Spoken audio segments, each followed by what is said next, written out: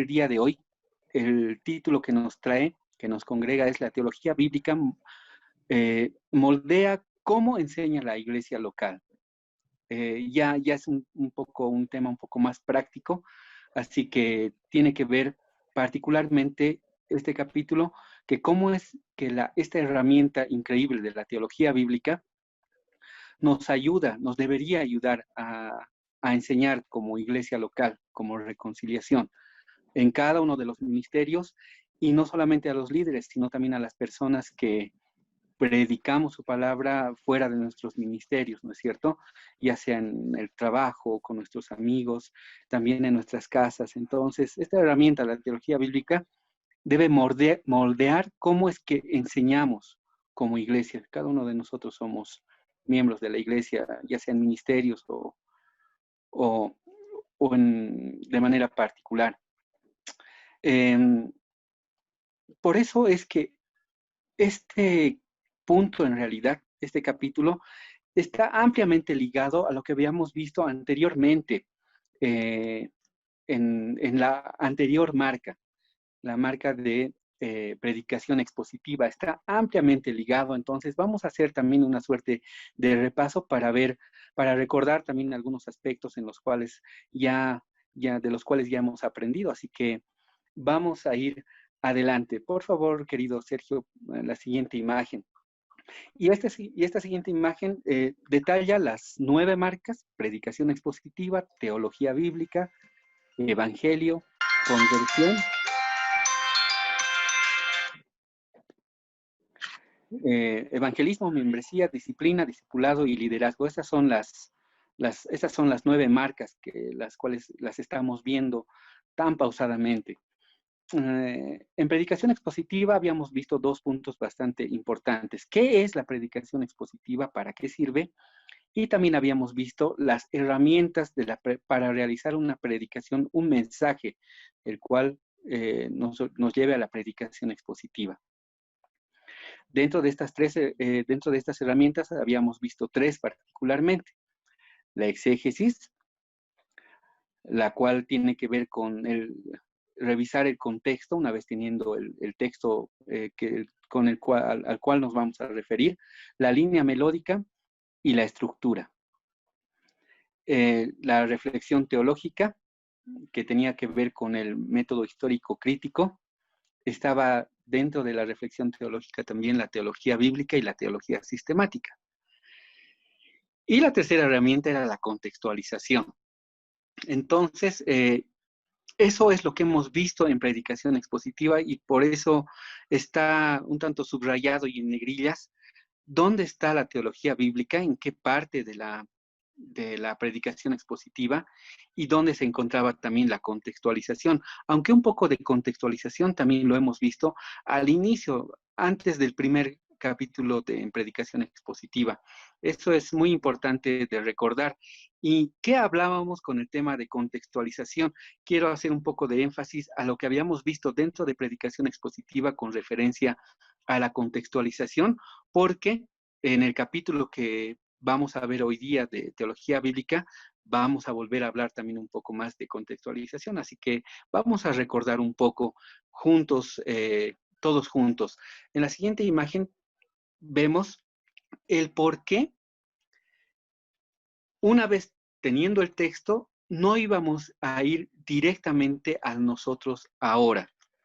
¿Cuáles eran los errores particulares en los cuales podíamos caer si no utilizábamos las otras herramientas de predicación expositiva? Vale decir, si no analizábamos el contexto, o sea, si no íbamos primero a ellos, si no consideramos cuál era la línea melódica, si no tratamos de entender cuál es la estructura de nuestro pasaje en particular, si no íbamos a pasar por la reflexión teológica, ¿en qué iba a resultar ir del texto al armado de la predicación expositiva? Íbamos a caer en 3 tipos de predicación errónea. Estas son la predicación impresionista, la predicación ebria y la predicación inspirada. Esos son los títulos que nos daba cada uno de los apartados en el libro de predicación expositiva, el cual ya hemos visto. Predicación impresionista. ¿Alguien recuerda? Estamos, creo que todos aquí, desde los que hemos llevado predicación expositiva. ¿Alguien recuerda a qué se refiere específicamente la predicación impresionista? Por favor, pueden abrir su micrófono. Alguien que quiera participar.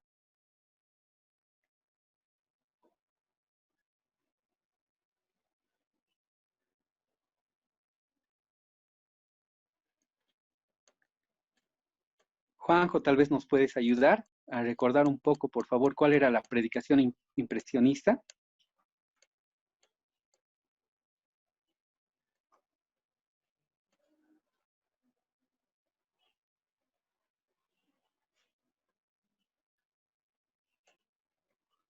Bueno, creo que no está. ¿Alguna otra persona, quizás, por favor? Hola, ¿qué tal, Fernando? Hermano, ¿cómo Buenas estás? noches, ¿Qué tal? hermanos. Bien. ¿Qué tal? Bueno, hablando un poquito de la predicación impresionista, esta tiene que ver con tratar de mostrar imágenes que no son tan fidedignas, ¿no?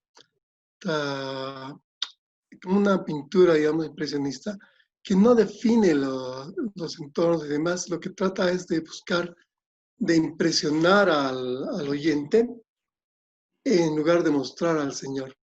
Entonces no es clara ni comprensiva, ni está tomando la palabra de Dios tal cual es, sino que está tratando de agarrar una partecita y añadir a eso. Ya, excelente. Gracias, Alejandro. También Juan José, a ver, estaba escribiendo. La predicación impresionista es la que trata de impresionar a los oyentes con la elocuencia. Bien, de manera práctica, ¿qué sucedía en la elaboración de un mensaje bajo este método, si se quiere? Es un método, la predicación impresionista. Es agarrar el texto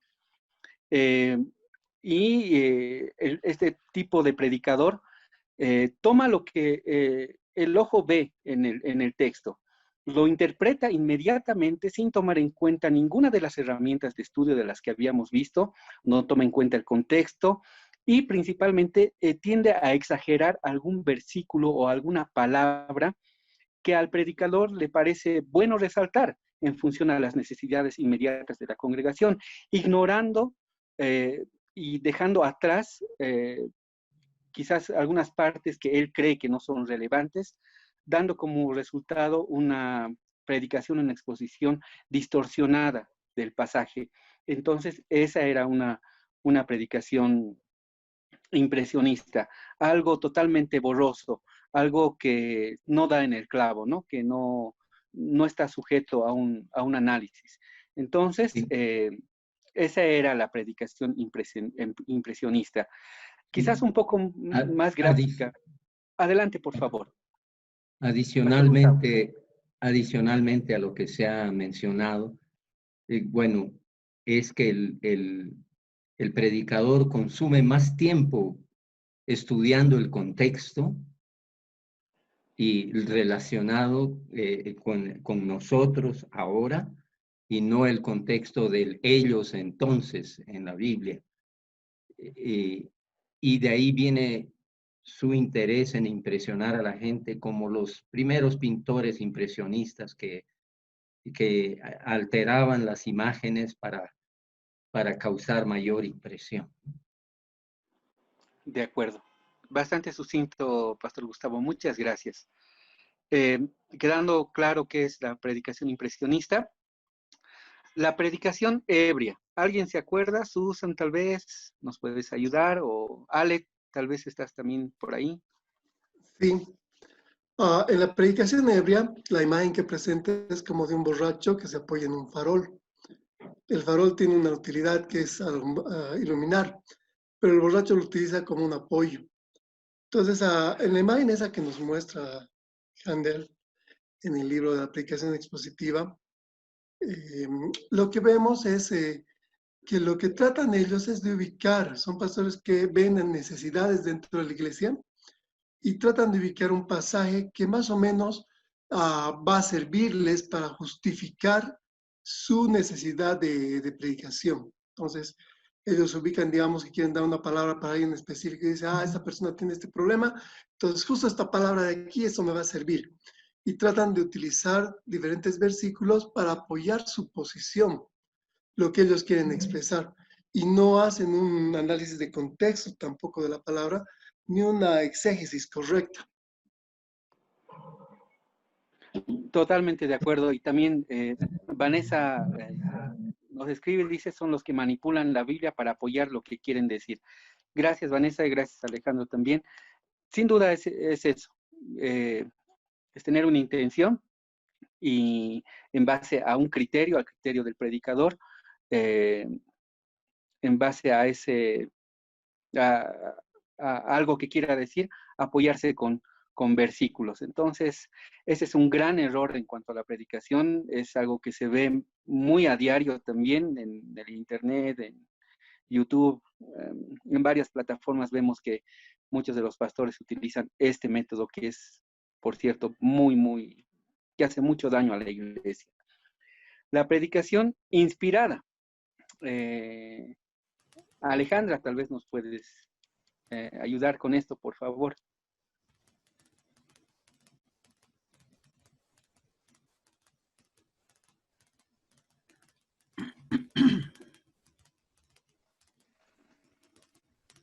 Yo podría también. Creo. Sí, Ale, te agradecería, por favor, después de Alejandra, que puedas participar. Algo me acuerdo que era cuando, o sea, por ejemplo, un sueño, ¿no? En este sueño Dios me ha dicho esto y todo viene así, o sea, todo viene porque se le ha dicho. Creo que era algo así. Ya, muy bien. Es ¿Puedo verdad que acotar? hay mucho de eso en este tipo de predicación, que tiene que ver con una supuesta inspiración del Espíritu Santo, pero si quieren alguien más ahondar un poco en lo que allí habíamos visto. ¿Puedo dar un ejemplo? Por favor, hermana Noemí, buenas noches. Aprovecho Buenas para noches, saludar. hermanos, Dios les bendiga. Bueno, un ejemplo que tengo yo, hermanos, es que es la charla de dos pastores que estaban viajando juntos y que uno estaba leyendo su Biblia y el otro estaba sentado a su lado y le pregunta y le dice, ¿es usted pastor? Sí, y está preparando su mensaje, le dice. Y el que tenía la Biblia le dice, sí.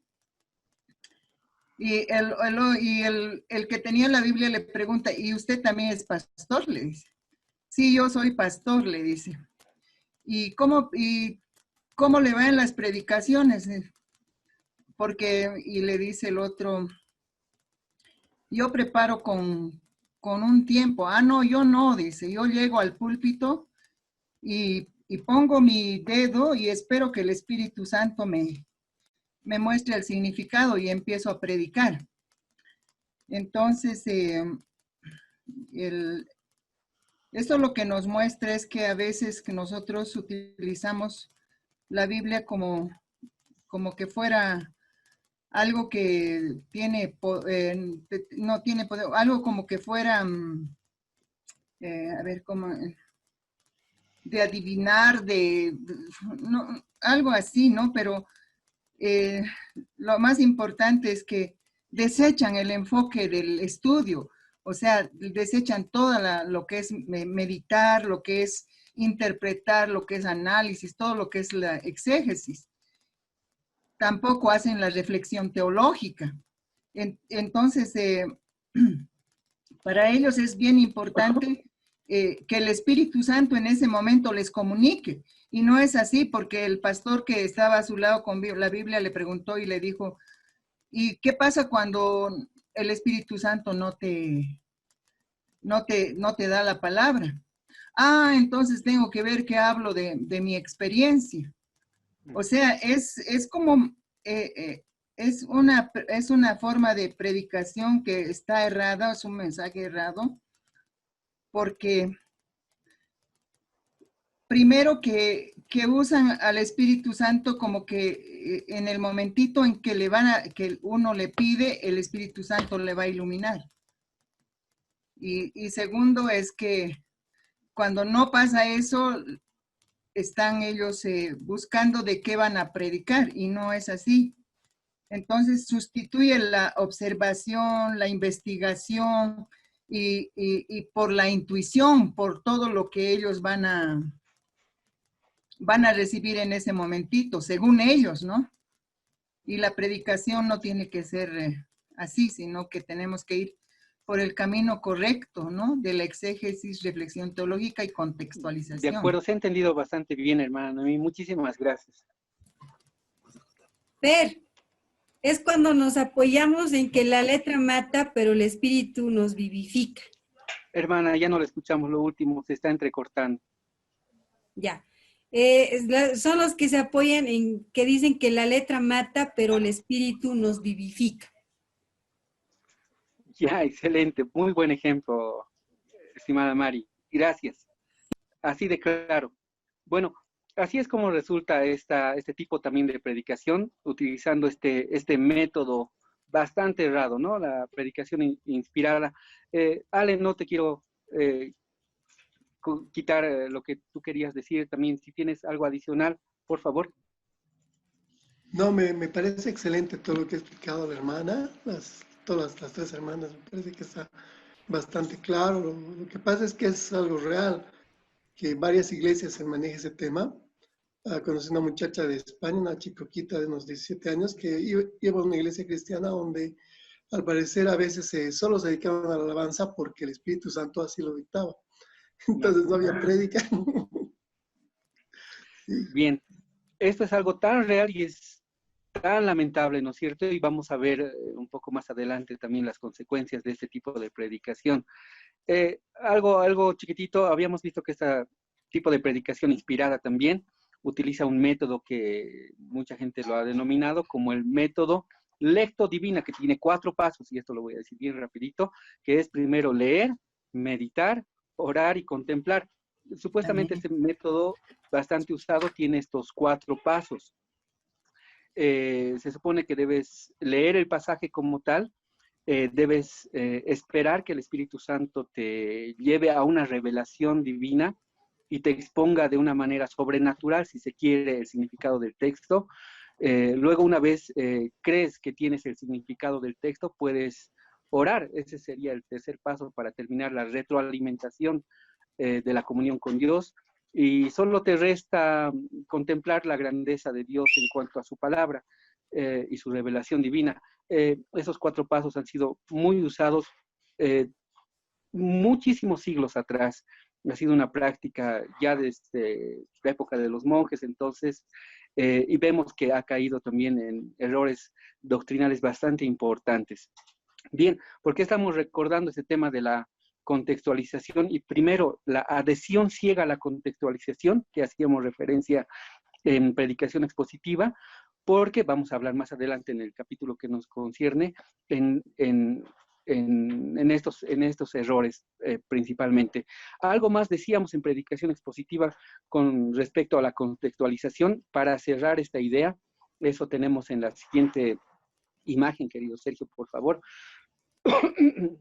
Hacíamos un énfasis bastante importante en que ahí tienen un cuadrito que lo hemos usado por mucho tiempo. Ir del texto, donde está en la parte inferior izquierda, ir del texto directamente a la derecha a elaborar un mensaje para la iglesia, era un error, principalmente estos errores que ya hemos recordado. ¿Qué sería lo ideal y qué propone la predicación expositiva? Primero ir al ellos, al entonces, a través de la exégesis. ¿Qué es lo que el pasaje quería decir en ese momento a las personas en aquel instante? Luego de saber cómo es que esas personas han recibido el mensaje en ese instante, debíamos pasar a una reflexión teológica. Antes, hermanos, esto ya habíamos dicho y nuevamente quiero aclarar, no significa que debíamos seguir un paso no es como una receta para hacer una comida, sino inclusive muchas de ellas se van solapando y van dando resultados progresivos en cuanto a la elaboración del mensaje. Bien, decía lo siguiente que debería quejarnos sería la reflexión teológica. La reflexión teológica indudablemente nos llevaba a la cruz de Cristo, para lo cual la teología bíblica era una herramienta bastante importante al momento de contemplar a Cristo en las Escrituras a través de todo el mensaje de la Biblia. También la teología sistemática era bastante importante. Mucho depende del texto que estemos tratando. El método histórico crítico también nos ayudaba muchísimo en este tipo de análisis para llegar a una reflexión teológica y ya dando un poco más de cuerpo a la estructura que habíamos generado ya en la exégesis. Posteriormente, ya podíamos llegar al hoy, ¿no? En ese otro enlace que teníamos para llegar a nosotros ahora. Y en ese ámbito nos servía muchísimo la contextualización, nos ayudaba mucho saber exactamente las necesidades de la congregación en ese momento, de los miembros de la congregación, saber exactamente cuáles son las aflicciones o cuál es un momento en particular en nuestra iglesia. Entonces, de esa forma era como nosotros podíamos llegar a contextualizar apropiadamente el texto que teníamos en cuestión al inicio. Entonces, queridos hermanos, espero esta parte hayamos recordado todos y ha sido algo muy bueno, muy grato con ustedes. Y quiero decirles exactamente ahora dónde estamos en la segunda marca, en teología bíblica, dónde estamos exactamente. Eso lo tenemos en la siguiente imagen.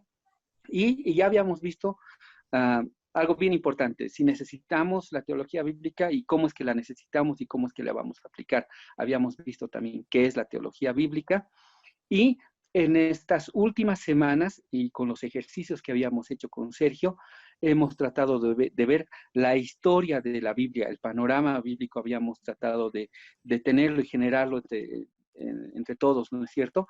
Viendo a la Biblia como la historia que Dios ha querido revelar para nosotros, puesta en su palabra.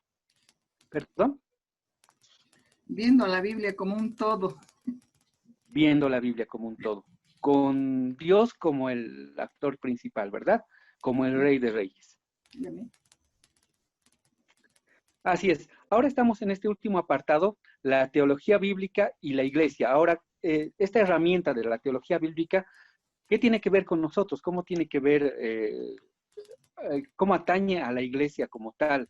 Y atañe principalmente en cómo es que enseñamos a la iglesia local.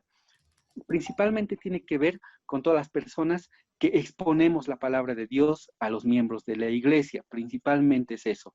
Entonces, ¿qué enseñar en la iglesia local? La teología bíblica debería definir qué es lo que enseñamos en la iglesia local. Es así que damos paso al siguiente cuadro.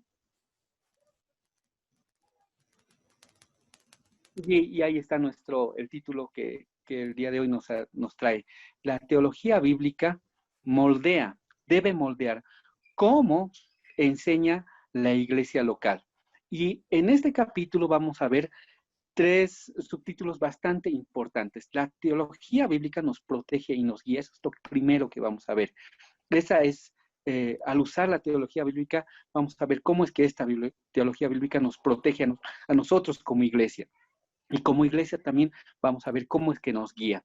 Vamos a ver algunas herramientas también de la teología bíblica y consejos para predicar de Cristo. Y vamos a tener algunas conclusiones. Bien, vamos a avanzar un poco y vamos a ver que hay un gran conflicto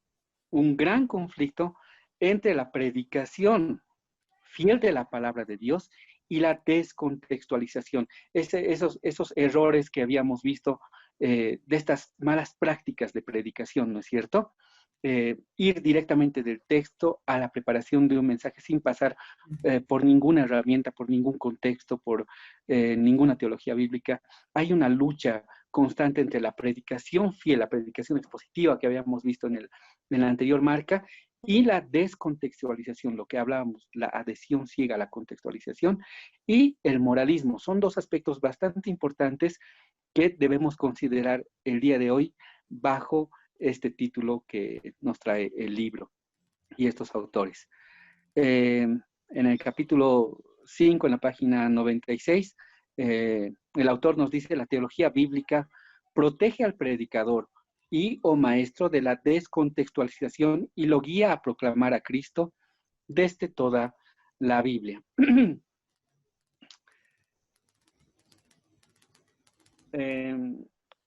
Como vimos, la adhesión ciega a la contextualización, pasar del pasaje directamente a una interpretación del mismo y rápidamente, o peor aún, con una idea ya preconcebida, pasar a la redacción del mensaje de manera inmediata es un error. Ya vimos los tipos de predicación errónea, la inspirada, la ebria, etcétera. La descontextualización, en vez de usar la palabra de verdad para decir lo que el texto quiere que se diga, el predicador, vimos en estos tres tipos de predicación errada, este predicador negligente usa el texto para apoyar sus propias convicciones, para dar un mensaje que cree que es el correcto, para apoyar sus propias ideas ya preconcebidas. La descontextualización tuerce y somete el significado y la intención del pasaje. Tuerce y somete el significado y la intención del pasaje que tenemos en cuestión. También la descontextualización es parecido a una persona que, si digamos, no habría comido hace muchos días. Pónganse eso en la idea. Una persona que no ha comido nada por muchos días. Y de pronto se le presenta al frente un pollo al espiedo, digamos. ¿Cómo creen que esta persona va a comer? ¿Va a utilizar el tenedor, el cuchillo quizás? No, ¿verdad? Va a utilizar sus manos y va a comenzar a deshuesar y agarrar todo lo que puede sin ni siquiera masticar. Eso sucede cuando tenemos este tipo de predicación descontextualizada. Las descontextualizaciones más frecuentes ocurren con más frecuencia desde pasajes del Antiguo Testamento, cuando no tienes este panorama bíblico que habíamos visto.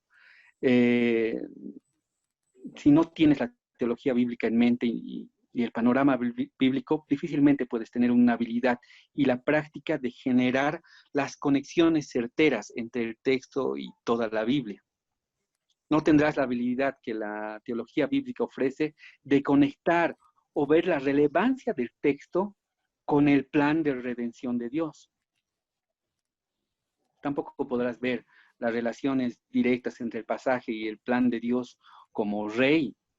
Y sin la teología bíblica será muy difícil también que el pasaje tenga algo que ver con la relación que puede existir entre Dios como rey, su pueblo, y cómo es que este Dios gobierna a su pueblo. Por consiguiente, el predicador que no usa la teología bíblica no podrá ver ninguna conexión real entre su texto, entre el texto que le ponen al frente y Jesucristo.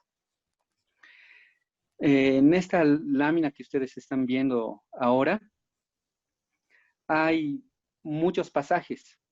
Si ustedes pueden observar, mi intención no es hablar de cada uno de ellos, pero sí este grupo de pasajes nos quieren decir algo bajo el contexto que estamos viviendo en este 2020.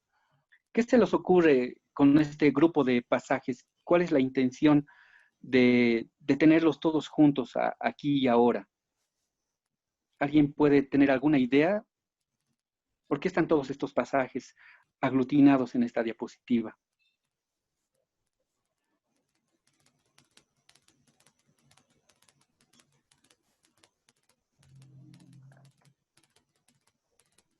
porque frecuentemente se usan descontextualizadamente. Así es. Lamentablemente estos pasajes que son tan ricos doctrinalmente han sido malinterpretados, han sido muy mal usados, han sido deshuesados, como poníamos ese ejemplo. Lamentablemente estos pasajes, muchas de las personas, con o sin intención, ignorando o peor aún conociendo, han sido mal utilizados por muchas personas para decir lo que ellos quieren decir, para apoyar alguna idea que ellos ya la han preconcebido. Y la oración de fe salvará al enfermo. Muchas de las personas creen que depende de la cantidad de fe para que un familiar se recupere de cierta enfermedad. Y si el familiar no se recupera o la misma persona no se recupera de una enfermedad, pues muchos dirán que su fe no ha sido suficiente. No juzguéis para que no seáis juzgados. Muchos se apoyan en este pasaje para decir que nadie debería juzgar nada sobre lo que otros hablan acerca de la Biblia. Que todas las ideas que uno tenga sobre la Biblia y sobre ciertos pasajes están bien.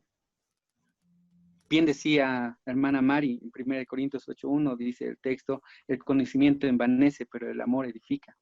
Este texto muchos lo usan para poder decir que el conocimiento a veces no sirve de nada, lo importante es amar a los demás.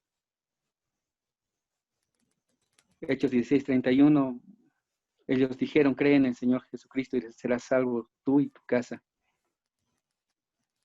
Todos estos pasajes tan ricos tan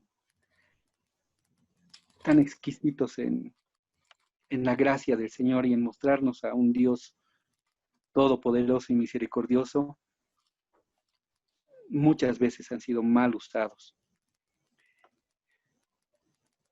Y esto debiera conducirnos a cada uno de nosotros a reconsiderar y replantear lo que estamos haciendo. No quiero decir que lo estemos haciendo mal, no quiero decir que lo estemos haciendo bien, pero yo creo que es necesario una autoevaluación para poder ver hacia dónde estamos yendo como personas que estamos hablando de la palabra del Señor.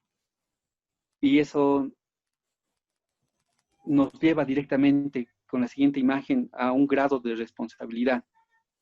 Segunda de Timoteo 2:15 nos dice en la siguiente imagen, querido Sergio, procura con diligencia presentarte a Dios aprobado como obrero que no tiene de qué avergonzarse, que usa bien la palabra de verdad. Este versículo en particular carga una responsabilidad para nosotros las personas que hablamos de la palabra de Dios. Más aún si tenemos algún ministerio en el cual estamos enseñando la palabra de Dios. El predicar la palabra de Dios es una oportunidad que el Señor nos da ya como creyentes para poder edificarnos los unos a los otros. Y esa es la parte agradable de la predicación expositiva, porque nos mueve a que el Espíritu Santo haga su obra después de que las personas hayan escuchado el Evangelio como tal. Más sin embargo, segunda de Timoteo 2:15, tiene que ver con una situación bastante particular y personal de cada uno de nosotros. En el ámbito financiero, existe un estado financiero que nos muestra exactamente cómo está una empresa en particular. Se llama el balance general. Podemos obtener un balance general en todo tiempo. La mayoría de las empresas desean realizarlo a fin de año, pero honestamente puedes tener un balance general en todo momento, en cualquier tiempo de vida de la empresa. Y ese balance nos muestra si hemos hecho buenas inversiones, si tenemos más sí hemos generado un poco más de rentabilidad de los aportes que los socios han tenido. También nos dice si la empresa en un determinado periodo ha tenido utilidad o ha tenido pérdida. El balance en el área financiera nos muestra el estado transparente de una compañía, cuán sólida es, cuán bien está cumpliendo los objetivos, la misión de la empresa como tal. Si ha habido factores externos que han perjudicado la visión y la misión de la empresa. Un balance general también en el área de deportes nos dirán si hemos llegado a la final, hemos cumplido las metas, cuántos partidos hemos ganado. En el área ministerial, según la de Timoteo 2:15, promueve el hecho de una autoevaluación y de cada uno poder generar un balance de cómo estamos funcionando como ministros del Señor. Primero nos dice, procura con diligencia. Procura, haz todo lo posible, todo lo que esté a tu alcance. Y si crees que necesitas algo, el Señor dice, aquí estoy. Si necesitas tiempo, si necesitas recursos, el Señor dice, aquí estoy. Procura, busca, con anhelo. Aquí dice específicamente, con diligencia, de manera pronta. No dejes para otro tiempo el estudio. Procura con diligencia presentarte a Dios aprobado. Yo creo que todas las personas que estamos aquí amamos la palabra de Dios, deseamos estudiar la palabra de Dios, pero ninguno de nosotros debiera tener como primer anhelo el tener en cuenta cómo es que nuestra predicación le va a resultar a un hermano o al otro hermano. Nuestra prioridad es con nuestro estudio, con nuestra preparación, presentarnos delante de Dios y preguntarle a Él primero, ¿está bien lo que estoy haciendo? ¿Está bien el estudio que estoy realizando? Primeramente es presentarnos delante de Dios, porque todo lo que hacemos debe dar gloria a Dios. Esa debe ser nuestra finalidad principal. Sin duda, del consejo de nuestros amigos más experimentados, de nuestros hermanos, nuestros pastores, nos ayudan a crecer como expositores de su palabra y ser mejores en nuestros ministerios. Sin duda, ellos tienen la autoridad para poder mostrarnos un mejor camino, puesto que ellos han avanzado, están un paso adelante de nosotros, pero principalmente es cómo me presento con mi estudio delante de Dios. Si lo he hecho procurando buscar su palabra, si lo he hecho con diligencia, o quizás honestamente he caído en alguno de estos errores, de estos tipos de predicación descontextualizada. Si tal vez he agarrado un texto, si tal vez tengo una idea y por falta de tiempo quizás he caído en alguno de estos tipos de errores de predicación. ¿Con eso me voy a presentar delante de Dios? Sería una vergüenza, ¿verdad? Como dice más adelante, como obrero que no tiene de qué avergonzarse. ¿Qué voy a presentar delante de Dios? ¿Qué estudio voy a presentar? ¿Qué palabra voy a presentar? ¿Qué meditación voy a presentar delante de Dios? Que usa bien la palabra de verdad. Se supone que Cristo nos lleva a toda verdad. Y si en su palabra no encontramos, nuestro mensaje no tiene que ver con Cristo, entonces ningún anuncio de verdad estaríamos haciendo. Y sucede que hay una conexión bastante importante, creo yo, entre 2 de Timoteo 2:15 y 2 de Timoteo 3:16 y 17, que es harto conocido por ustedes también. No estoy seguro si está en la siguiente diapositiva, querido Sergio, quizás sí. Así es. Toda la escritura es inspirada por Dios y útil para enseñar, para redarguir, para corregir, para instruir en justicia, a fin de que el hombre de Dios sea perfecto, enteramente preparado para toda buena obra. Si nuestro trabajo es contrario a 2 de Timoteo 2:15, si preparamos un mensaje fuera de la teología bíblica, si no encontramos a Cristo en el texto que vamos a predicar, si el mensaje que tenemos nos lleva a Dios y escondemos el mensaje porque sabemos que eso nos puede traer vergüenza, no estaríamos predicando la palabra de Dios y por lo tanto lo que estemos predicando no va a ser útil para enseñar, no va a redarguir, no va a corregir, no va a instruir en justicia y no va a hacer que ningún hombre de Dios sea llevado a la perfección a través de la madurez y a través de la santificación. Entonces es una alta responsabilidad, honestamente, la predicación de la palabra, y más aún ahora que consideramos dentro de la predicación de la palabra la teología bíblica. Ambos pasajes están altamente ligados y eso tiene que ver con una responsabilidad nuestra. El Señor en su palabra nos pide ser fieles a la verdad, nos pide buscar con anhelo la verdad en su palabra, nos pide que tengamos la diligencia para poder predicarla con esmero, con verdad, y nos pide que el estudio de su palabra sea con diligencia, sea de manera consciente.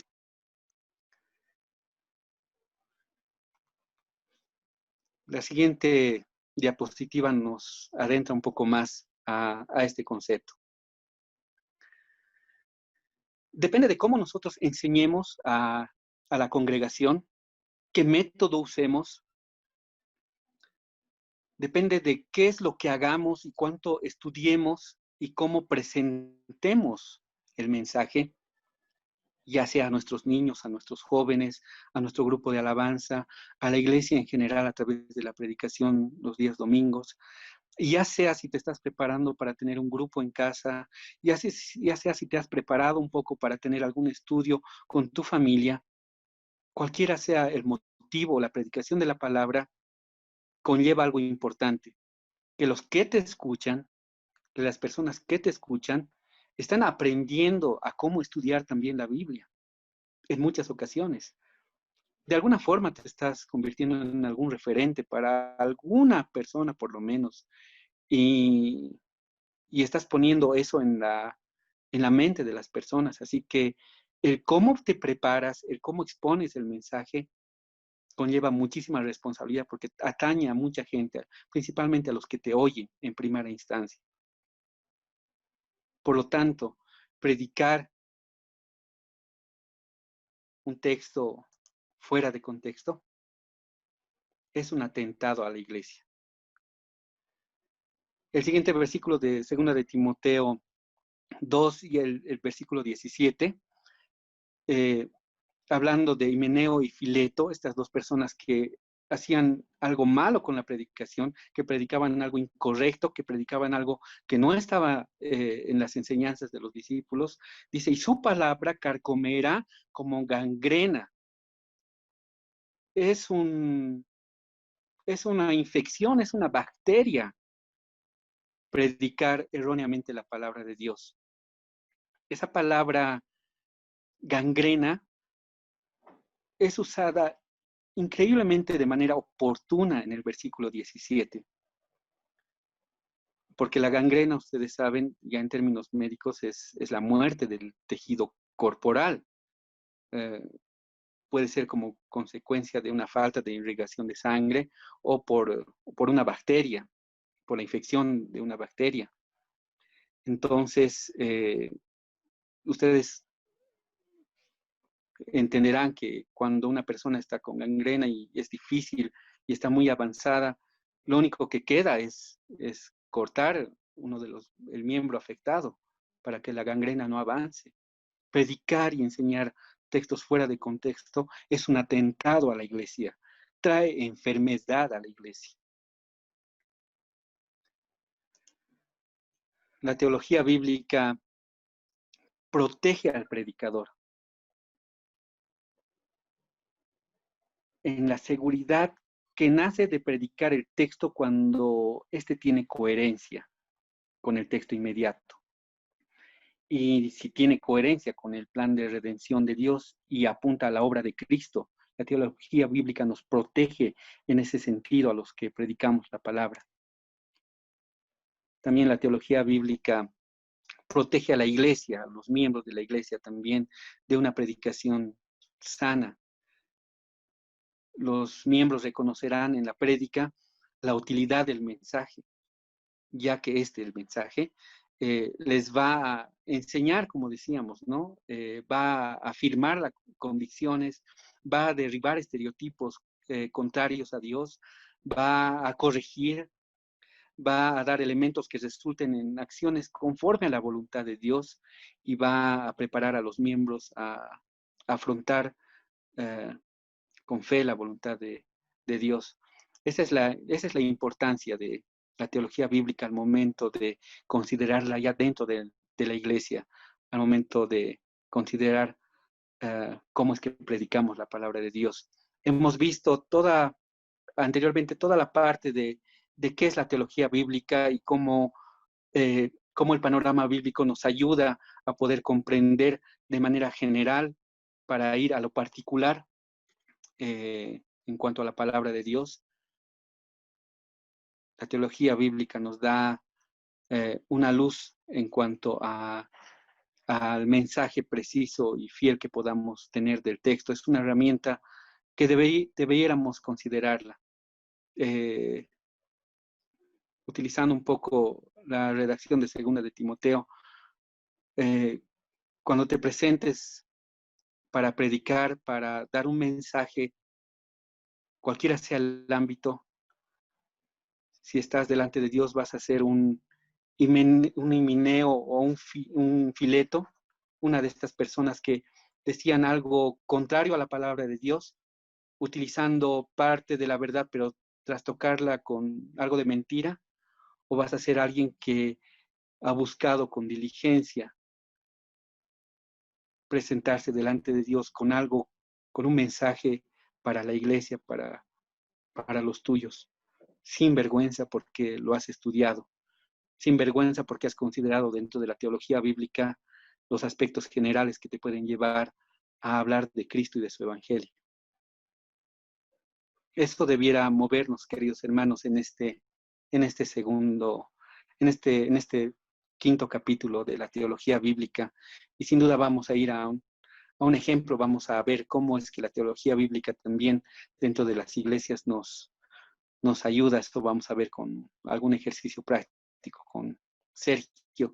Más sin embargo, si alguien tiene algo que aportar y algo que decir o alguna consulta con respecto a lo que hemos visto en este capítulo en particular, por favor, sean libres de expresarse.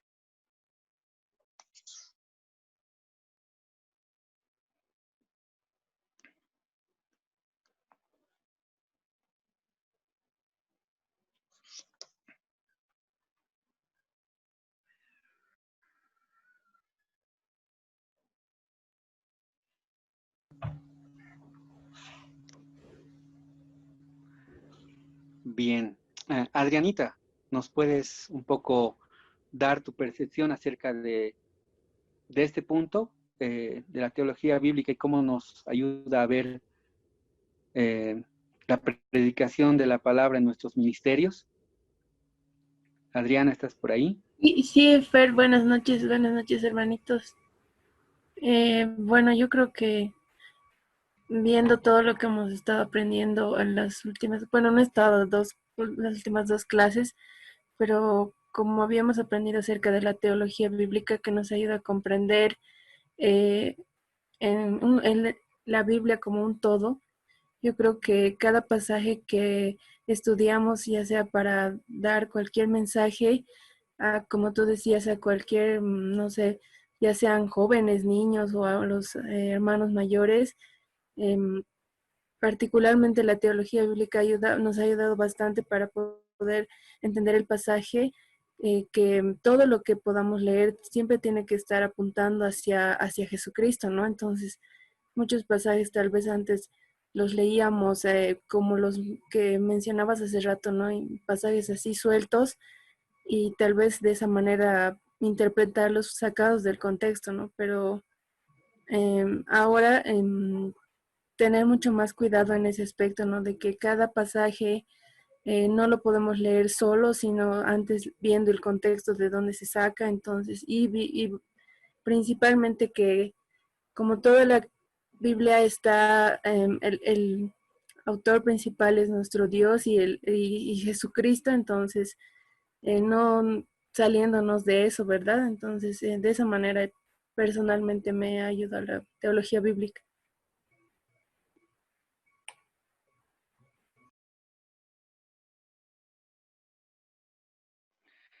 Bien, Adri, te hemos escuchado un poco entrecortado, pero excelente tu participación y gracias por considerar lo que hemos dicho en estas últimas clases, en la de hoy en particular. Hermana Mari, Marisol quería preguntarte si este capítulo te es de beneficio también al momento de la predicación de la palabra dentro del ministerio que tú tienes también. Sí, bueno, al hacer un estudio y un enfoque más en el panorama de la Biblia, como decía Adrianita, bueno, a mí me ha ayudado bastante, bueno, me está ayudando bastante porque como estamos también trabajando con los niños y con las mujeres, entonces para mí es una gran ayuda y ahora puedo yo poner en práctica y entender todo lo que se está compartiendo, pero no solamente el pasaje, sino ver todo el contexto para poder entender mejor y no salirnos de la contextualización.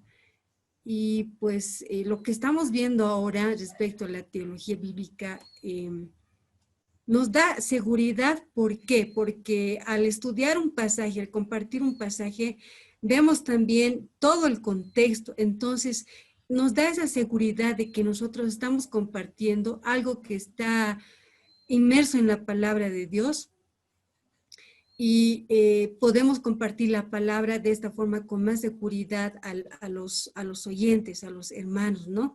Y podemos exponer también un mensaje fiel de lo que el Señor quiere que demos ese mensaje. Y también en la segunda parte aquí que tocamos, la teología bíblica protege a la iglesia de recibir un mensaje acorde a la voluntad de Dios. Sí, cuando nosotros estudiamos la palabra de Dios, entonces podemos entender mejor y podemos dar un mensaje que Dios quiere que demos ese mensaje, ¿verdad? Y no caer en el error de poder dar un mensaje que pueda ser algo impresionista, algo que solamente venga de nuestro plan y no tomar el plan de Dios acorde a lo que vamos a dar en el mensaje.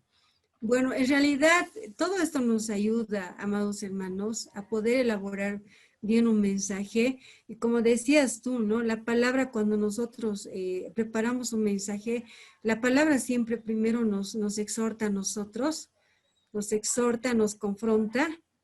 Y cabalmente podemos una vez estudiar la palabra y ver cómo está nuestra vida, para no tener de qué avergonzarnos, podemos dar un buen mensaje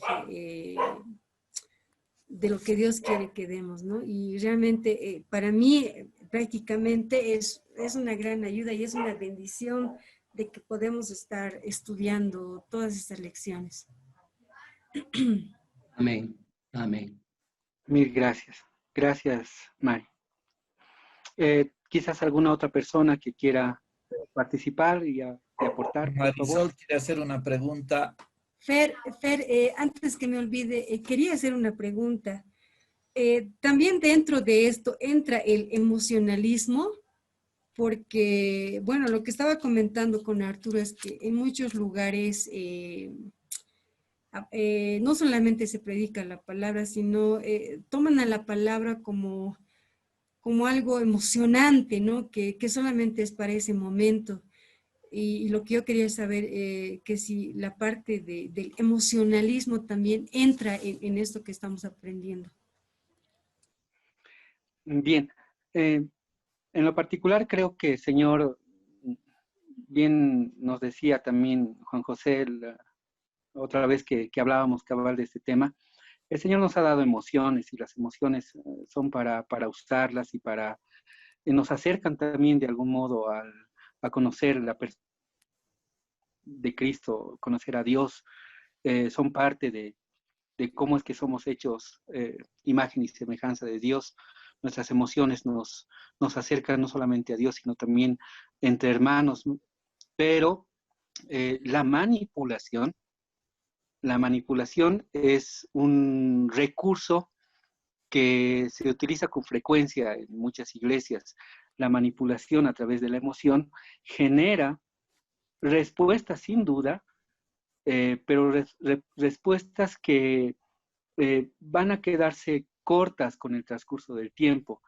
El entendimiento fiel de la palabra, la comprensión correcta de la palabra del Señor se queda grabada de manera permanente en nuestro corazón y en nuestra mente. Pero cuando caemos como miembros de una iglesia en una manipulación a través de las emociones, a través de ciertas alabanzas o a través de ciertos tipos o énfasis de predicación, solo es emoción. Eso va a hacer que el lunes ya no nos acordemos qué es lo que ha sucedido el domingo. Es así de fácil. Entonces, una es perdurable en el tiempo y la otra solamente es por un instante. Entonces, el uso correcto de las emociones es necesario al momento de predicar porque nos ayuda a predicar con pasión, con verdad, con convicción, y creo que también la gente a la cual le predicas percibe que tú tienes convicción sobre lo que estás hablando. Sin embargo, si tu objetivo es emocionar a la gente y nada más, eso se queda en el corto plazo. Espero haber respondido, Mari, tu pregunta. Sí, gracias, Fer. Gracias a ustedes, hermanos queridos. Si no hay algo más, quiero dar paso a mi amigo, hermano Sergio. Solo acotar algo, tal vez, Fer, viendo todo lo que es teología bíblica, y más como los que enseñamos, los que en la gracia del Dios nos permite enseñar, nos lleva a lo que siempre estamos pidiendo este último tiempo, a lo que estamos estudiando en varones también, la importancia de leer la palabra de Dios. Hermanos, si no leemos la palabra de Dios, si no tenemos una lectura consecutiva de la palabra de Dios, porque muchas veces podemos tener, ¿no? Hay muchos que me han dicho, pastor, yo tengo mi devocional, pero muchas veces esos libritos de devocional que nos llegan tienen un pasaje aislado de otro y de otro y de otro, y no tienes una lectura consecutiva de la palabra. Entonces creo que esto de la teología bíblica nos ha ayudado y nos va a enseñar, y vamos a poder ver mejor a Cristo cuando tengamos una lectura de toda la Biblia. Entonces, creo que ahí viene el reto otra vez para los que enseñamos, para los que aprendemos, a buscar y ponernos metas de poder leer varias veces la palabra del Señor para tener un concepto claro de lo que queremos enseñar. Gracias, Pastor Arturo. Sin duda, no hay una forma de tener una teología bíblica si estudiamos libros ajenos a la Biblia. La Biblia nos va a llevar a tener un entendimiento de la misma Biblia, la misma palabra de Dios. Amén. Gracias, Pastor Arturo. Pastor Gustavo, ¿usted quería decir algo más? No, mi hermano, solo dije amén porque es muy importante leer la Biblia, como señalaba el pastor Arturo, de manera sistemática. Y toda la Biblia, como el Señor Jesucristo dijo, id por todo el mundo y hacer discípulos. Id y hacer discípulos a todas las naciones, bautizándolos en el nombre del Padre y del Hijo y del Espíritu Santo, enseñándoles todas las cosas que yo os he mandado. Y aquí yo estoy con vosotros todos los días hasta el fin del mundo. Amén. Y el apóstol Pablo en Hechos 20 dice a los ancianos, porque no he rehusado enseñaros todo el consejo de Dios. Entonces es importante saber todo el consejo de Dios que se encuentra en la palabra. En lugar de leer con el dedo, digamos, ahora me toca estito y a saltar a esto otro, es mejor, como dice Pastor Arturo, leerla sistemáticamente para lograr cubrir la Biblia en algún momento.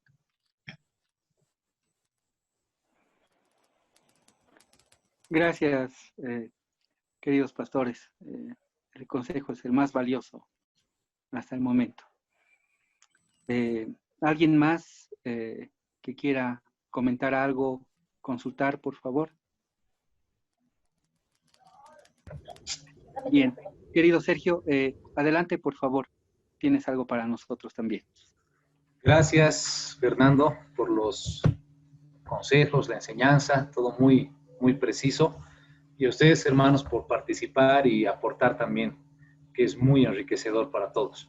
Bien, esta segunda parte no es una enseñanza teórica. Básicamente lo que vamos a hacer en este tiempo que nos resta es hacer un ejercicio, ¿ya?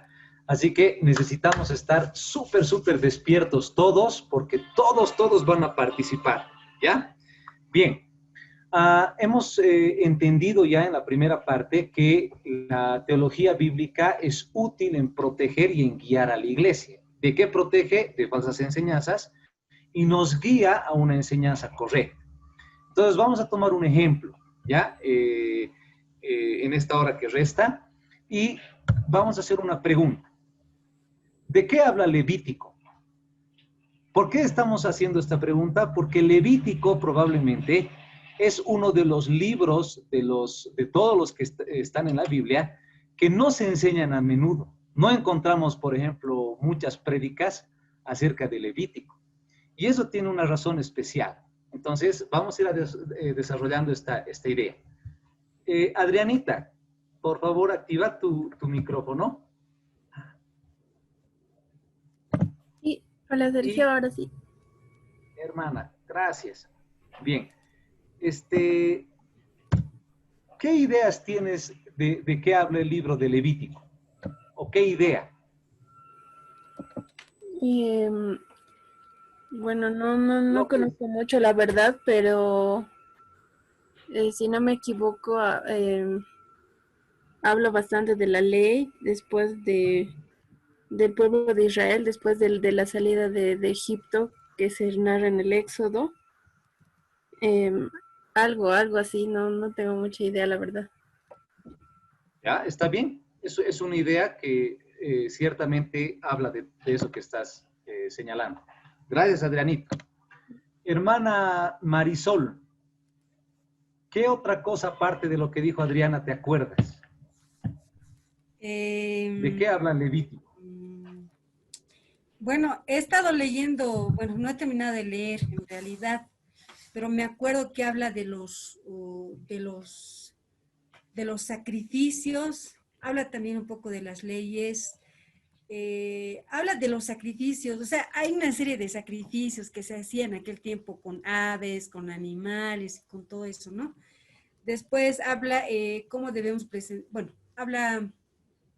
cómo debemos presentarnos con una pureza, si no me equivoco, y me corrigen si me estoy equivocando. Principalmente eso me acuerdo, de las ofrendas de paz. La verdad. Muy bien, hermana. Está excelente. Bien. Menciona a los levitos, ¿cómo se llama? A los levitas y a los sacerdotes. Bien. Hablo de los levitas. Ya. El trabajo sacerdotal. Excelente. ¿Qué más? ¿Puedo aportar algo? Por supuesto, querido Ale. Adelante. Gracias. En Levítico vemos también lo que es la ley moral y la ley ceremonial. Vemos cómo el Señor trata con el corazón y la mente de las personas, tratando de instaurar lo que es su ley, lo que es lo que el Señor quiere de su pueblo, que quiere que sea santo. Entonces, para que sea santo, desde ese tipo de normas, a fin de sacar todo el pensamiento de Egipto que ellos tenían, porque vemos en el Éxodo cómo la gente no dejaba del Éxodo, ¿no? Decía, oh, en el Éxodo, yo cuando estaba en Egipto tenía carne y vivía bien y podía dormir tranquilo, no me hacía frío, pero cuando salen de Egipto, entonces pues tiene el Señor que darles su norma, tanto moral como ceremonial, para que sepan cómo tienen que relacionarse ellos con Dios y cómo relacionarse entre los hermanos. Levítico, seguramente viene también el tema de Levi, que es la tribu de los sacerdotes, ¿verdad? Del pueblo, de la parte del pueblo que se ha consagrado después de que hubo la creación del becerro de oro en el monte de Sinaí, y ellos se consagran al Señor a través bueno, pues, de tener que pasar por espada a sus hermanos que se habían corrompido. Eso es lo que puedo aportar. Muy bien. Vanessa, quizás algo más.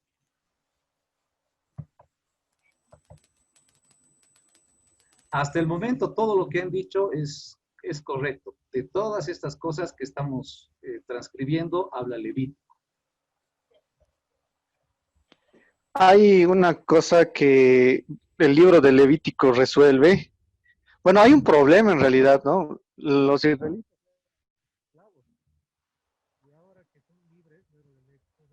No se escucha, Juanito.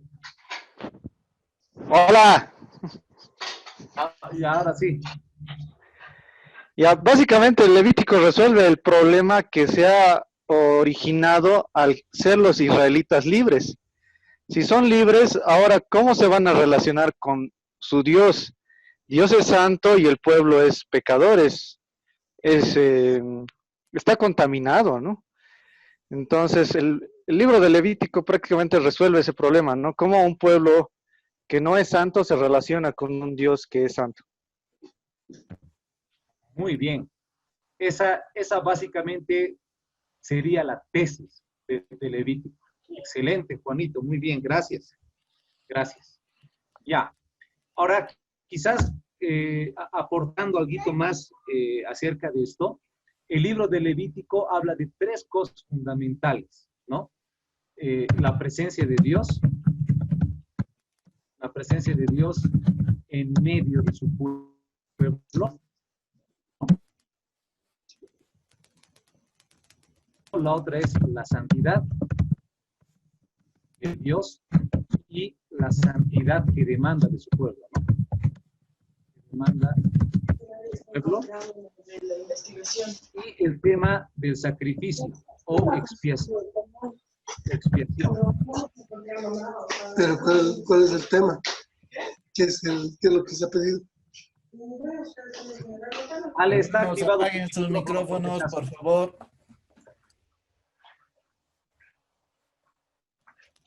Ya. Bien, entonces, básicamente es esto, ¿no ve? Ya. Ahora bien, ¿las leyes expresadas en Levítico deben ser cumplidas hoy? Es una pregunta interesante, ¿ya? Hemos dicho de qué habla Levítico, habla de leyes morales, habla de leyes ceremoniales también, habían dicho ustedes. Ahora, la idea es de que esas leyes deben cumplirse hoy. ¿Qué responderíamos?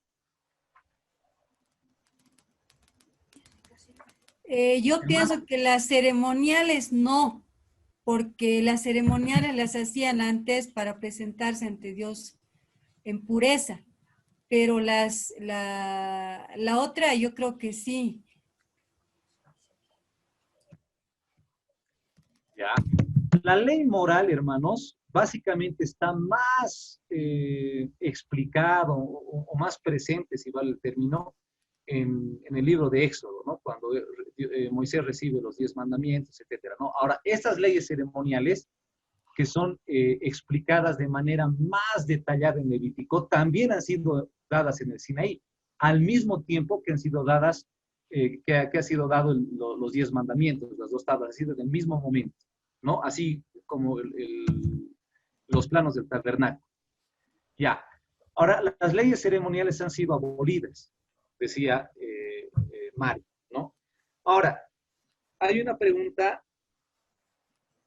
que nace al respecto de esto.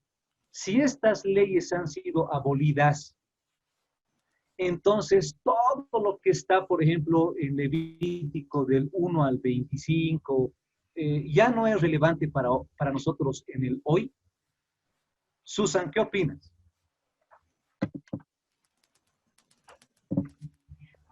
Perdón, ¿puedes preguntar de nuevo? Es que se escucha entrecortado.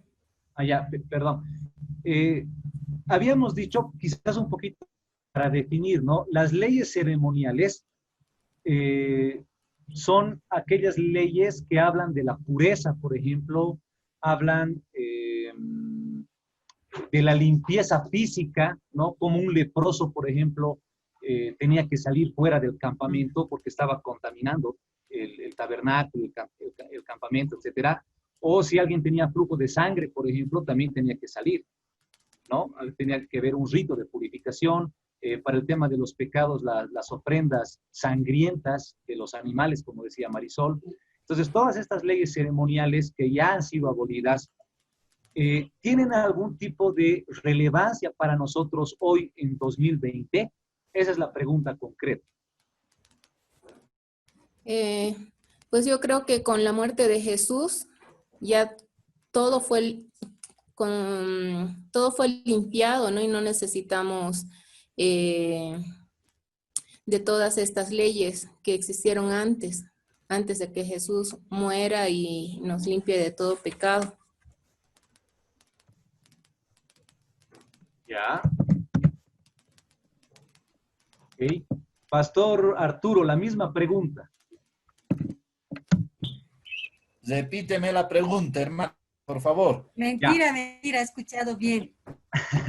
Si las leyes ceremoniales, ¿no? El tema de... Por favor, hermanos, repetime la pregunta. Sí, no hay problema. Si las leyes ceremoniales, que ya hemos definido cuáles serán, ¿no? Más o menos, ya han sido abolidas, y eso es verdad. Eso que nosotros encontramos en Levítico es relevante para nosotros hoy día en el año 2020. Por supuesto. Por supuesto que sí, hermanos, son relevantes porque es la palabra de Dios, no podemos decir que no, porque nos está mostrando algunas reglas que son en ese tiempo, que sí Cristo las ha hecho, sí Cristo las ha cumplido en su vida aquí por nosotros, pero tampoco no quiere decir que, no, entonces no sirve de nada, no tengo que tomarlas en cuenta, no me ayuda, pero sí me está diciendo algunos pasos que sí me sirven esas leyes para guiar mi vida, porque toda la palabra es útil para enseñarme, para redarguirme, para corregirme. Así es. ¿Okay? Ese es un principio bíblico, ¿no? Lo que el pastor Arturo ha manifestado, toda la escritura, si decimos toda, no hay nada que sea excluido de la palabra, es útil para nuestra enseñanza a fin de que todo hombre sea preparado para toda buena obra. Ok. Alejandro, ¿querías complementar esto? No, solamente comentar algo, ¿no? Que si bien todas las leyes ceremoniales han sido abolidas, pero esas leyes tenían un propósito, y era justamente buscar la santidad, sin la cual nadie verá a Dios, dice, ¿no ven? Entonces nosotros estamos llamados a ser santos. Y estas leyes nos muestran cómo en ese tiempo los sacerdotes tenían que abocarse a esa santidad. Ahora, Cristo cumple todo eso. Porque si, digamos, una persona no podía acercarse a una persona que estaba leprosa o que estaba con flujo de sangre, porque eso la contaminaba, ya vemos que en Cristo esa persona en realidad era sanada, ¿no? El leproso era sanado, la mujer con flujo de sangre fue sanada. Entonces vemos cómo en Cristo esa santidad ya no es contaminada por causa del pecado. Y nosotros que estamos en Cristo, deberíamos no contaminarnos con la cuestión del pecado, pero estando en Cristo. Y si estamos en Cristo, podemos predicar a personas enfermas, podemos predicar a a personas que necesitan del Señor, que están en busca de Él, porque esa su santidad nos demanda que debemos del Señor, ¿no? En Él. Entonces, básicamente eso es lo que quería comentar. Gracias, Ale. Edwin, no sé si nos podrías ayudar con una pregunta, por favor, te pido. La siguiente. Hemos concluido, iremos concluyendo algunas cosas, ¿no? Que Levítico, si bien las leyes ceremoniales han sido abolidas, en eso estamos de acuerdo porque la Biblia lo dice así, las enseñanzas que encierran estas leyes son vigentes para hoy día. Las enseñanzas que encierran estas leyes son relevantes para nosotros hoy día en el año 2020. Entonces, esta ya es una afirmación. A raíz de esa afirmación, querido Edwin, ¿cómo podemos vincular este libro al hoy? ¿Qué enseñanzas podemos rescatar para nosotros, para la iglesia, para el cristiano, etcétera, etcétera? Espero que Edwin esté. Hola, hermanos, ¿qué tal, Sergio? Buenas noches. Buenas noches. Edwin, hermanito, qué alegría escucharte. ¿Cómo estás? De verdad. Estoy aquí en coseteos un poquito. Bueno, creo que básicamente, bueno, en realidad, si vemos, ¿no? Prácticamente las doctrinas principales de Levítico, digamos, porque encontramos información sobre sacrificio, santidad, ofrendas, ¿no? Y muestra a Israel como una nación santa de Dios, ¿no? O sea, tenemos toda esa información. Es tal vez un poco práctico sacar esas enseñanzas y, bueno, ver el contexto histórico, ¿no? Cómo se ha aplicado en ese tiempo y, bueno, si bien nos dista tantos años, ¿no? Con nosotros, pero básicamente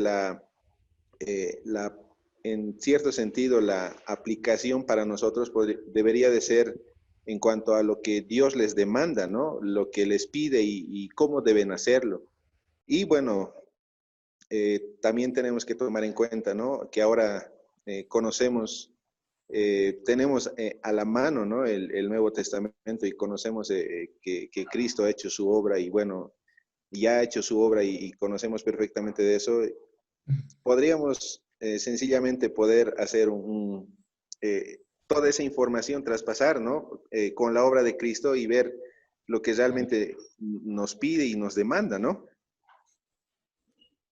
Amén. Excelente. Gracias, Edwin. Ahora, lo que estaba expresando Edwin, Pastor Gustavo, ¿querías complementar algo? Solo leer un verso, hermanos, en Romanos 15:4. Dice, porque las cosas que se escribieron antes para nuestra enseñanza se escribieron, a fin de que por la paciencia y la consolación de las Escrituras tengamos esperanza. Entonces, la afirmación que tú decías, estoy haciéndolo como una afirmación, es cierto. Tienen una enseñanza para nosotros. Y por ejemplo, los sacrificios tienen relación con el sacrificio de Cristo. Nosotros ya no sacrificamos corderos ni nada de eso. Como dice aquí la palabra en Hebreos también, porque la ley teniendo la sombra de los bienes venideros, no la imagen misma de las cosas, nunca puede, por los mismos sacrificios que se ofrecen continuamente cada año, hacer perfectos a los que se acercan. Y después Hebreos ya pone el sacrificio perfecto de Cristo, ¿no? Entonces dice, pero Cristo, habiendo ofrecido una vez para siempre un solo sacrificio por los pecados, se ha sentado a la diestra de Dios.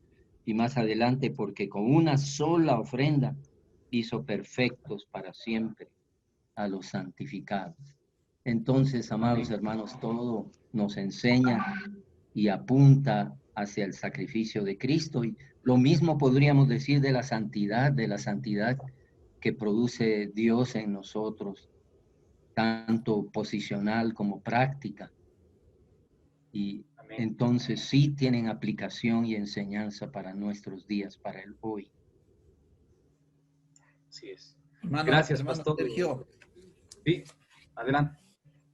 Creo que en Pedro nos dice, sed santos porque yo soy santo, y en Levítico habla de eso, de la santidad y Levítico cómo nosotros 11:45. deberíamos vivir en santidad. Entonces creo que Levítico nos está diciendo, allá había varias ceremonias para cumplir los ritos de cómo limpiarse, santidad. Eso Cristo ya lo ha hecho, pero hay una demanda en Levítico, es que el pueblo debe presentarse santo delante de Dios. Entonces la demanda para este tiempo en base a Levítico es que nosotros debemos vivir una vida de santidad, una vida que agrade a Dios.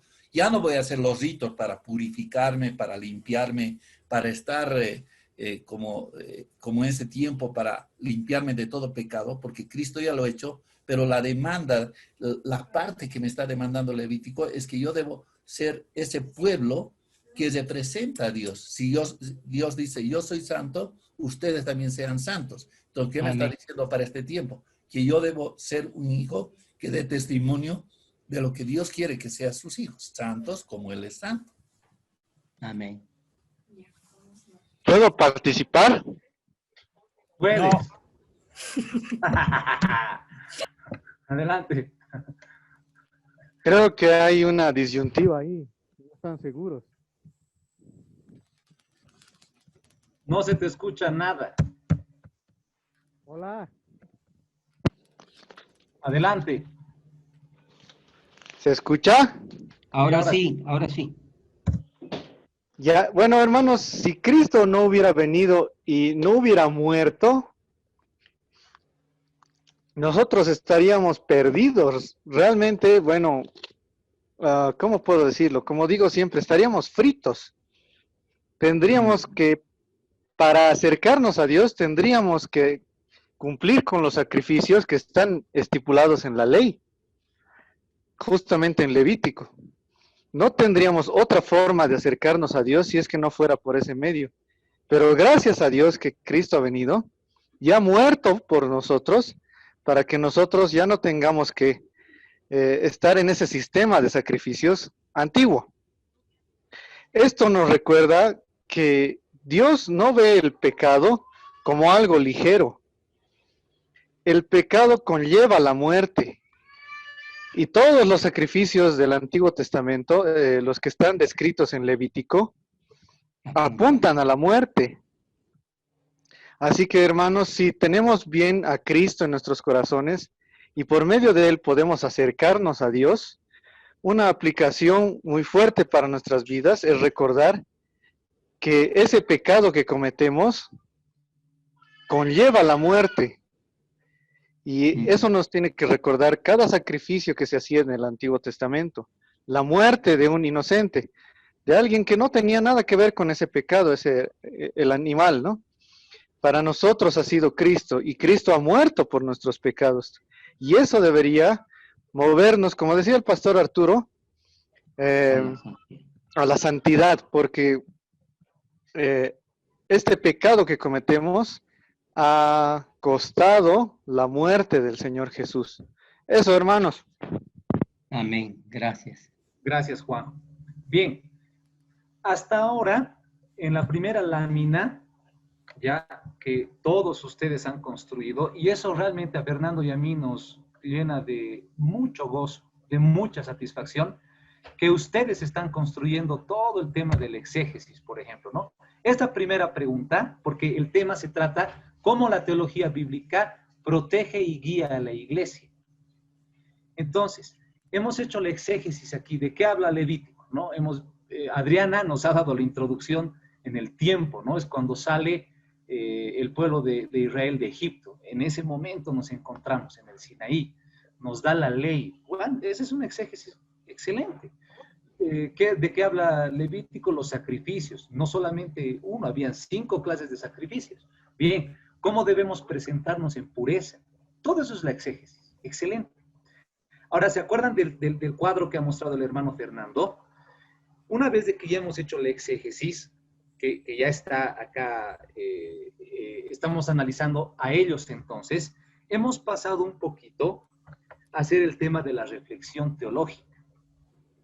Este cuadrito que estamos viendo es una reflexión teológica que ustedes están preparando, por si acaso. Aquí ni Fernando ni yo estamos haciendo nada, nosotros estamos anotando lo que ustedes están diciendo. Y en esa reflexión teológica, ¿qué encontramos muy, muy importante? ¿No? Que ese cordero que se presentaba, que ese animal, que esa ofrenda que se presentaba en Levítico, está prefigurando a Jesucristo. Él es el cordero perfecto que quita el pecado del mundo. ¿Qué otra cosa más prefigura Levítico? Aparte, así en términos concretos o en una palabra.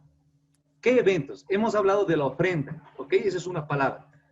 Aquí está, ofrenda. ¿No? Cristo es el cordero que quita el pecado del mundo. Esa es una reflexión teológica, porque ese evento del Antiguo Testamento nos está conectando a Cristo. ¿Qué otra cosa más?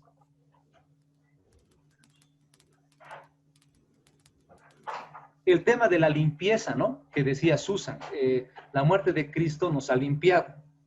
Lo que hacía en ese momento la ley ceremonial, cuando alguien estaba inmundo, por ejemplo, un leproso, ya lo vamos a poner así. El leproso o alguien que tenía flujo de sangre, según Levítico, tenía que gritar, inmundo, inmundo, inmundo. Y en todo el campamento tenía que gritar mientras salía. ¿No? Eso significaba que después tenía que haber un rito de purificación, y una vez de que esa enfermedad o ese defecto físico pasaba, recién podía regresar a la comunión. Eso es algo muy importante. ¿Qué más vemos? El tema del sacerdote, que decía también Susan.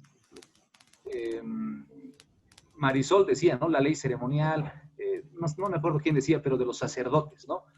Jesucristo es el sumo sacerdote, ¿no es cierto? Es el sumo sacerdote. Eso nos conecta, nos lleva a la reflexión teológica de que esas enseñanzas que estaban en Levítico conectan directamente a Jesucristo. ¿Qué otra cosita más que pudieran acordarse? La santidad de Dios. Ya, la santidad de Dios. ¿Cómo se expresaba esa santidad de Dios en el Antiguo Testamento, en Levítico? En una palabra, quizás.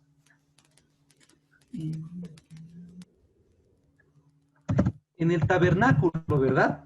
Ah, sí. Es decir, la Shekinah, que era la presencia de Dios, moraba en un lugar específicamente, ¿no? Obviamente sabemos que Dios es omnipresente y estaba en todos los lados, ¿no? En todos los lugares. Sin embargo, la presencia de Dios se manifestaba especialmente, la Shekinah, en el lugar santísimo. Ahora, ¿todos podían entrar al lugar santísimo? Como por ejemplo, ¿todos pueden ir a la iglesia? No, ¿verdad? Solamente había un sumo sacerdote, y este entraba una vez al año después de que sea purificado. Los escritos antiguos rabínicos decían que, por ejemplo, antes de que ya se dé lugar al evento de la expiación, una vez al año, el sumo sacerdote una semana ni siquiera salía ni hablaba con nadie por temor de contaminarse, ¿no? Por ejemplo, alguien impuro pasaba y le tocaba, listo, ya le impedía entrar al lugar santísimo, o peor aún, entraba impuro, moría. Entonces ahí vemos la santidad de Dios, ¿no es cierto? En el tabernáculo, y vemos que ese tabernáculo en Juan 1:14 es nuestro Señor Jesucristo. Entonces, estos datos importantes es la reflexión teológica. Ya, ahora, vamos a hacer dos ejercicios prácticos para terminar la hora, todavía estamos a tiempo, y vamos a ver dos pasajes que se ha predicado los domingos, ¿ok? El primer pasaje es este, Lucas 5, 12, 13. Yo lo voy a leer para ganar tiempo. Dice, sucedió que estando él en una de las ciudades, se presentó un hombre lleno de lepra, el cual viendo a Jesús se postró con el rostro en tierra y le rogó, diciendo, Señor, si quieres puedes limpiarme. Entonces, extendiendo él la mano, le tocó, diciendo, quiero, sé limpio. Y al instante la lepra se fue de él. La pregunta, ¿este pasaje está vinculado estrechamente al Levítico, sí o no, y por qué? Abran sus micrófonos, hermanos.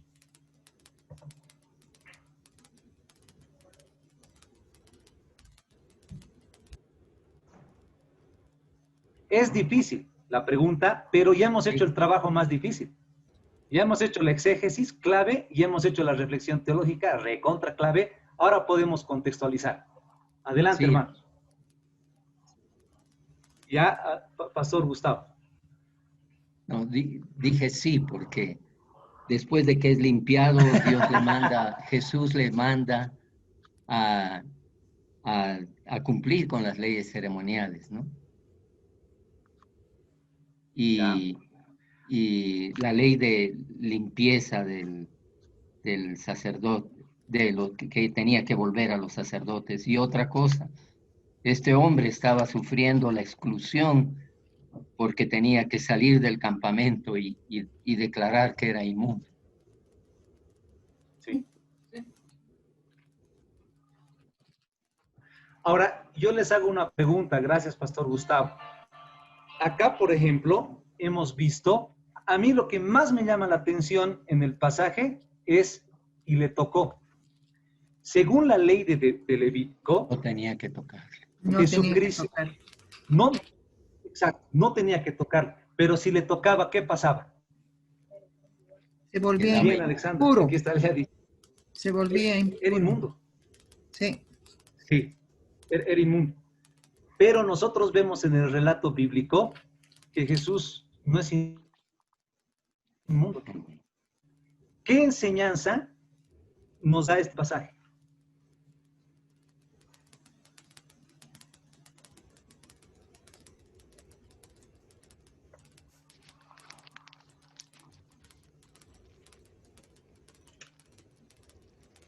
El Eric se ha salido, creo que sí, ¿no? El hermano Eric se ha salido.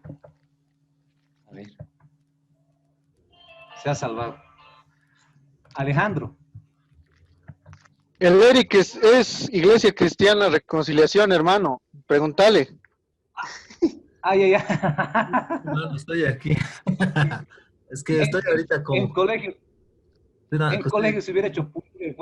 Ya. ¿Qué se llama? Adelante, Eric, hermano. Vas a ver a la salida, dile, Eric. Sí, en la salida. Estoy con mis hijitos. ¿Me puedes repetir otra vez, hermanito, por favor? Muy bien. Ok, estábamos analizando que el Levítico... Ahora, la pregunta, ¿por qué Jesús... Bueno, Jesús no fue inmundo ni fue impuro por tocar al leproso. Entonces, ¿qué enseñanza tenemos acerca de este pasaje? ¿Qué nos está enseñando? ¿Qué nos hace ver? Me viene a la mente lo que dice el Señor Jesús, que vino a cumplir verdaderamente la ley, lo que realmente expresaba la ley de Dios, ¿no? Bueno, y en este sentido, viendo de lo que en Levítico se decía y lo que el Señor Jesús, veo aquí, ¿no? Bueno, el amor de Dios y también mostrando esa convicción, ¿no? De verdaderamente cumplir lo que el Señor estaba hablando. Obviamente a un principio mostró, ¿no? En otros libros, por ejemplo, de Isaías mostrando, vine a dar sanidad al enfermo, dice, ¿no? A dar libertad a los cautivos, y todo eso estaba realizando el Señor Jesús. Eso podría aportar, Eric. Gracias, Eric. En esos pasajes que ha nombrado muy acertadamente Eric, Alejandro, te pregunto a ti, ¿quién es el sujeto activo que puede hacer esto? Bueno, sí, hay algo que me está dando vueltas en la cabeza. Evidentemente Jesús es Dios. Ahora, la gracia de Dios estaba presente también en el Antiguo Testamento, y en Levítico lo que el Señor quiere es relacionarse con su pueblo y mostrarle la forma de hacerlo. Ahora, los sacerdotes, evidentemente, si representaban al Señor en ese tiempo, si lo tocaban quedaban impuros. Pero Jesucristo es el sumo sacerdote. Entonces, Él puede sanar a las personas y a diferencia del sacerdote terrenal, Él puede dar sanidad, ¿no? Él no está sujeto está sobre la ley, porque Él es el cumplidor de la ley por excelencia. Y no solamente puede cumplir la ley, sino que Él tiene esa misericordia por las personas, que también está presente en el Antiguo Testamento del Señor, para dar sanidad. Ya. Ahora, Él es el Gracias, que... hermano. ¿Puedo complementar algo? Sí, por favor. Por favor, gracias, Ale. Ya. El Señor, como una vez dijo Jesús, que Él era el Señor del día de reposo. Él es el legislador en verdad. Y él puso la ley, Él la puede abolir, Él puede hacer lo que quiera con la ley, porque Él es el Señor. Y dos, como bien decía nuestro hermano Alejandro, muy bien, ahí nos enseña un principio. La misericordia y la compasión de Jesús estaba su amor estaba por encima de un legalismo. Sí. Amén. Gracias, pastor. Este pasaje, como bien lo han dicho ustedes, denota un montón de enseñanzas. La misericordia del Señor, el amor, el tema de que ha venido a cumplir el oficio de sumo sacerdote, totalmente acertado. Pero en este caso, ¿no? Cuando vemos que Jesucristo no es impuro por tocar al leproso, vemos que no es porque el único que puede dar sanidad y limpiar al impuro, al inmundo, es Dios. Entonces, lo que está resaltando el pasaje, ¿no? que hemos leído, es la divinidad de Jesucristo.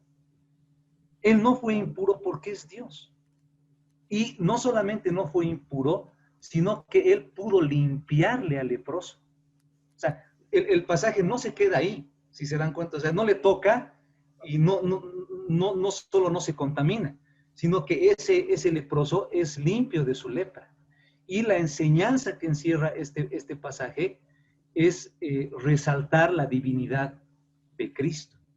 Resaltar la divinidad de Cristo, porque en los pasajes que muy acertadamente decía el hermano Eric, el sujeto activo que puede sanar, que puede limpiar, que puede perdonar, etcétera, etcétera, es Dios.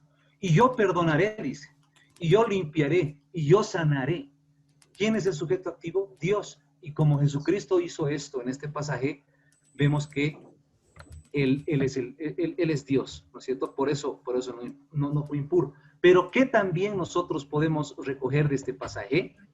La pecaminosidad del hombre. Nosotros no podemos acercarnos. No existe una diferencia sustancial entre el leproso y los no leprosos. Todos somos inmundos. Es decir, resalta la pecaminosidad y los efectos del pecado en el hombre, y resalta que solamente Cristo es el que puede limpiarnos para que nosotros nos podamos acercar a la comunión del pueblo y a la comunión de Dios. Eso es lo que decía el pastor Arturo, ¿no? Él estaba excluido, pero Jesús lo limpia, y eso ¿qué implica? Que ahora es incluido. Y es lo que pasa en la salvación. Exactamente lo que pasa en la salvación. Nos da sanidad, lo que decía la hermana Susan, nos limpia de nuestros pecados, la sangre de Jesucristo, y esa es la enseñanza. Para ir terminando, porque nos queda 5 minutos. Hermano, una observación ahí. Sí. Una ultimita. No olvidemos que la condena del leproso era salir del campamento o salir del pueblo, salir de la ciudad y vivir hasta el resto de sus días apartado de la comunidad, de la comunión del pueblo y de la comunión con Dios. Si bien Cristo ha sanado a esta persona, igual ha llevado su condena, porque Cristo ha salido fuera de la ciudad, fuera de la comunión, para morir para morir afuera de la comunión de los hermanos, de la comunión del pueblo y de la comunión de Dios, como si fuera un leproso. En la cruz ha llevado la condena del leproso. Excelente, excelente. Y justo es eso lo que dice. Bueno, es la última pregunta. El Juanjo se ha adelantado, Pastor Juanjo, pero está excelente. Ale, ¿puedes leer este pasaje, por favor? Hebreos 13:12. Por lo cual también Jesús, para santificar al pueblo mediante su propia sangre, padeció fuera de la puerta. Wow. Eso es lo que dice Hebreos, de nuestro Señor Jesucristo. Ahora, nosotros volvemos al Levítico y sabemos que cuando el sacerdote hacía la expiación, ¿qué es lo que hacía él? Imponía sus manos en la cabeza de la ofrenda, en este caso del macho cabrío. Imponía sus manos en ese macho cabrío como señal de que los pecados del pueblo estaban siendo transferidos a esa ofrenda, a ese animal. Posteriormente, ese animal tenía que ser expulsado del campamento hasta que muera. Lo que decía el pastor Juan José, qué importante la reflexión teológica y la contextualización, porque nos lleva a Jesucristo, amados hermanos. He ahí la riqueza, la importancia de la teología bíblica, porque vemos cuán relevante es entender, conocer todas las enseñanzas de la ley ceremonial, que están íntimamente vinculadas al sacrificio de nuestro Señor Cristo. Leemos este pasaje de Hebreos 13:12, por lo cual también Jesús, para santificar al pueblo mediante su propia sangre, padeció fuera de la puerta. Si nosotros no sabríamos las enseñanzas de Levítico, sería chino mandarín, hermanos. O podría ser que le demos una interpretación incorrecta y no nos presentemos en consecuencia como obreros aprobados. ¿No? Entonces, hermanos, el Señor tiene mucha gracia derramando sobre nuestra amada iglesia, ¿no? Que estamos aprendiendo juntos. Aquí, Fernando y yo descubrimos un montón de cosas, ¿no? No es de que ya sabemos y... No, yo cuando he leído ayer este pasaje de Hebreos 13:12, wow, qué impresionante la conexión con Levítico, ¿no? Entonces, hermanos, hemos concluido, es las 9 menos 2 minutos. No queremos ser irrespetuosos del tiempo, pero nos alegra profundamente, amados hermanos, haber construido una teología bíblica sólida con ustedes a través de este ejercicio práctico. Y si se han dado cuenta, hace 2 miércoles aproximadamente, 2 miércoles atrás, hemos cambiado la modalidad, ¿no? de la hermenéutica de las clases. Ahora es una parte teórica y la siguiente es una parte práctica donde todos ustedes van a participar y le vamos a sacar el jugo.